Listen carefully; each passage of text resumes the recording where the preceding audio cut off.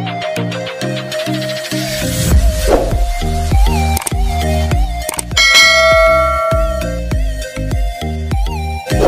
nga pala mga idol, is Nissan Urban to. Gawin natin, pinapacheck ng may-ari ang, kasi pinalinis niya itong radiator. Pinacheck niya sa gumagawa ng mga radiator, sabi pacheck daw sa mekaniko. Kaya ngayon check natin, i-start muna natin.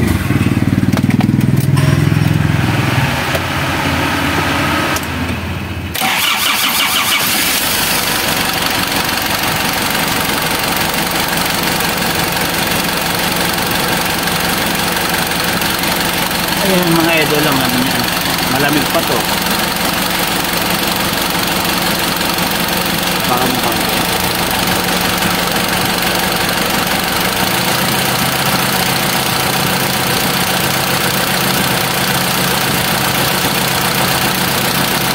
nakatambula mga idol. Kaya pag sobrang init, mataas ka nilang temperature dahil yung tubig is pinupugan niya dito sa receiver niya mga idol. Kahit anong boundaries ng radiator, grabe pa yan, bulan ng bulan.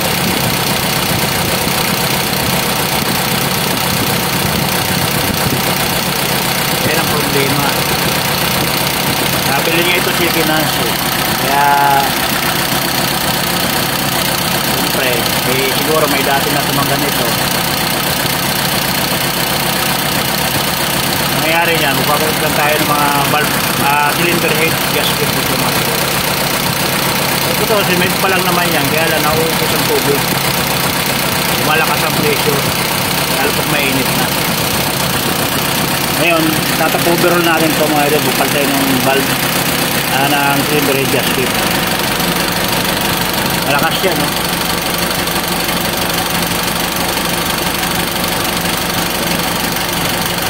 Bukas nga namin ang takip ng radiator kanina idol, talagang lakas ng pressure niya.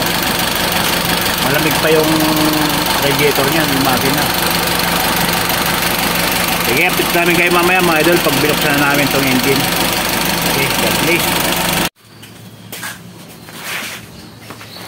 Ito kasi mga idol, itong van na ganito, pag kaya nagbubos ka ng makina, kailangan tanggalin itong mga upuan para maluwag. Yan. Yan, tatanggalin itong mga bolt na to. Yan. Lahat, pati yung upuan na yun, tanggal yun mga idol. Yan. Para maluwag yung ating trabaho. Barya pa oh. Okay, update namin kayo mamaya idol.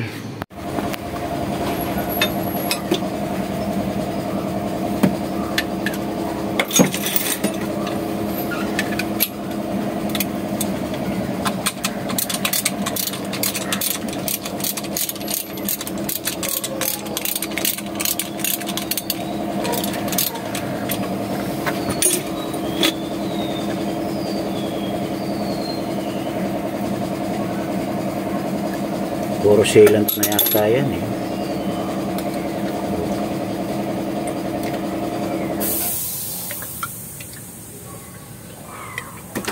Ayun. Tingnan natin kung meron ng thermostat.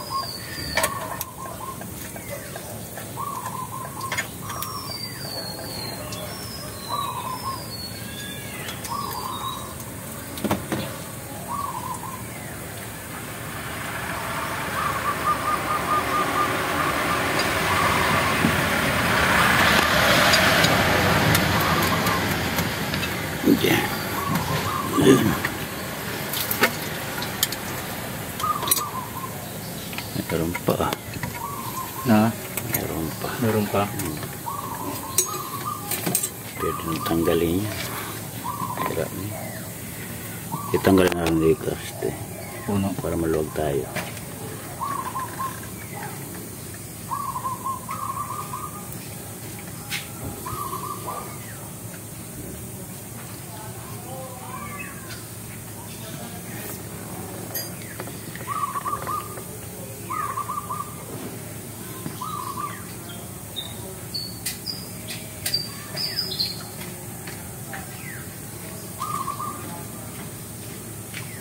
Madali lang naman ito eh.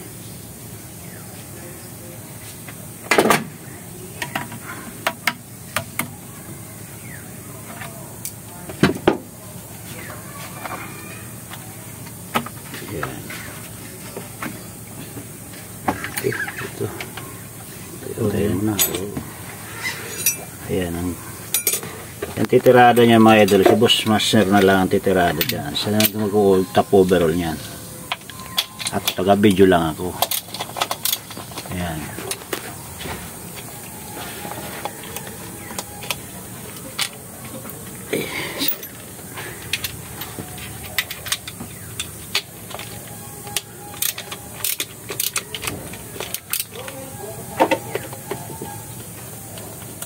Sa mga nag-uumpis pa lang mga idol sa paggaganito, tandaan nyo lang lahat yung tornilyo.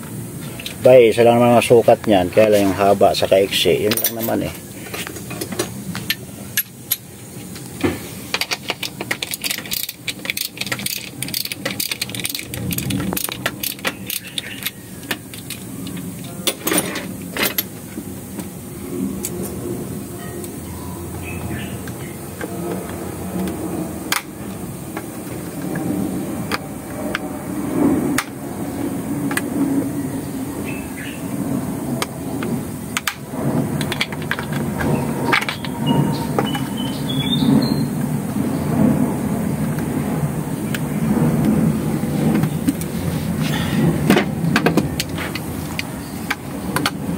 Dito na lang hugutin.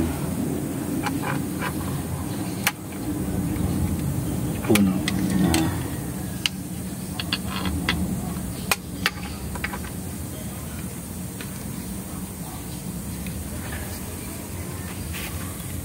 Kaya mga idol, natanggalan namin yung cylinder head eh.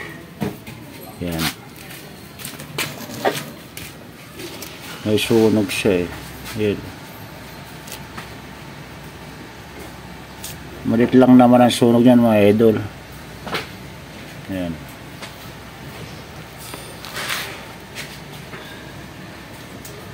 Mamaya iskulahin natin yan kung talagang walang tama yung head.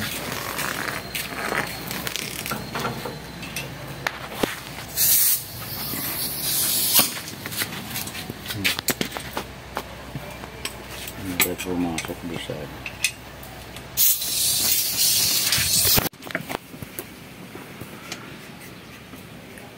Yan mga idol, yung mga bago ng head gasket. Grasa lang nilalagay namin. Yan.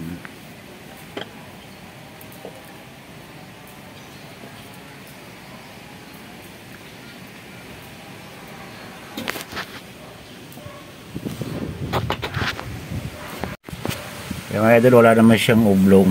Yan, nilihaw lang namin to na may salamin. Pinantay lang namin yan. Ang sasalpak na namin idol.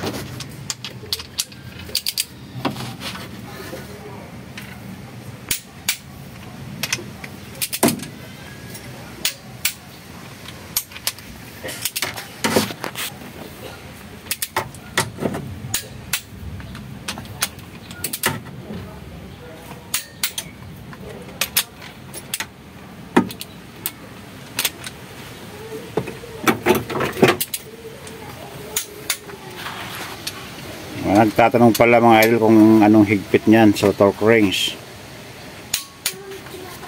70 lang yan.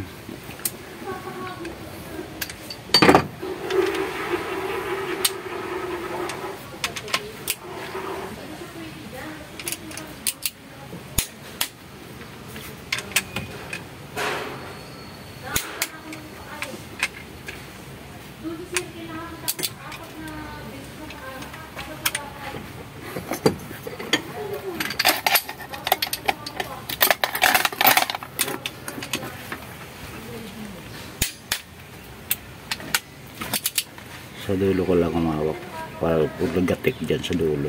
Dito. So yan yan. Yan.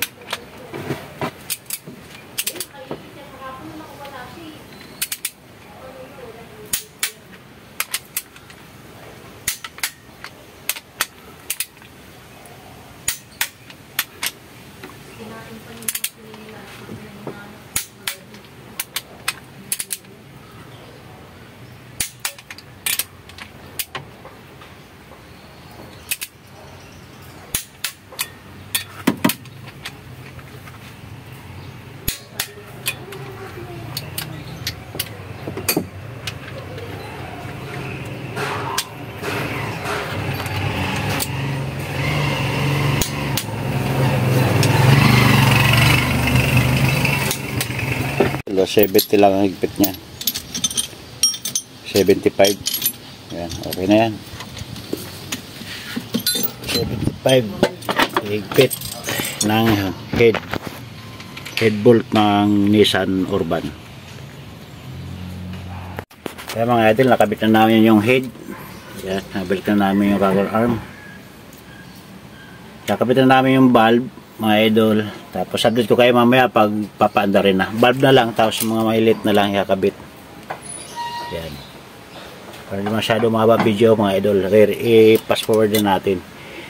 Update ko kayo mamaya pag papaanda rin na natin. Normal na lang yung mga kabit na yan, sa mga labas-labas na lang yan. Yan. Ayan mga idol, malapit na yung buo. Konti-konti na lang.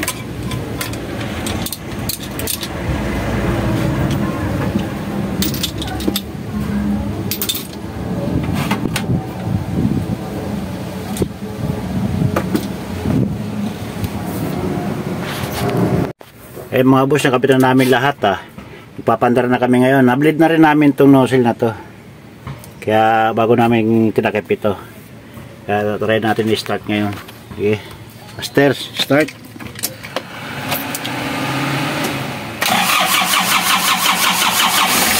Okay.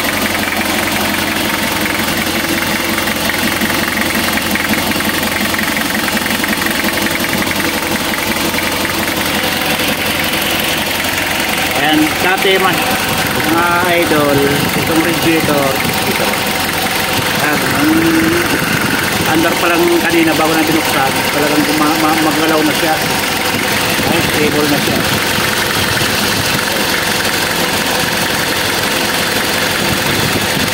Magamit pa yan.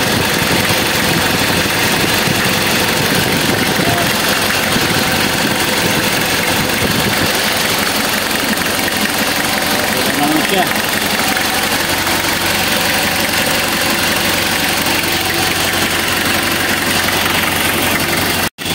Kaya mga idol, hanggang dito na lang tayo mga idol. Maraming salamat po. Dahil nakakabalik naman tayo sa paggawa ng ating content. Itong content natin mga idol para lang sa ating mga baguhan lang. Dito sa mga magagaling. Konting share lang ito mga idol. Okay, maraming salamat. God bless.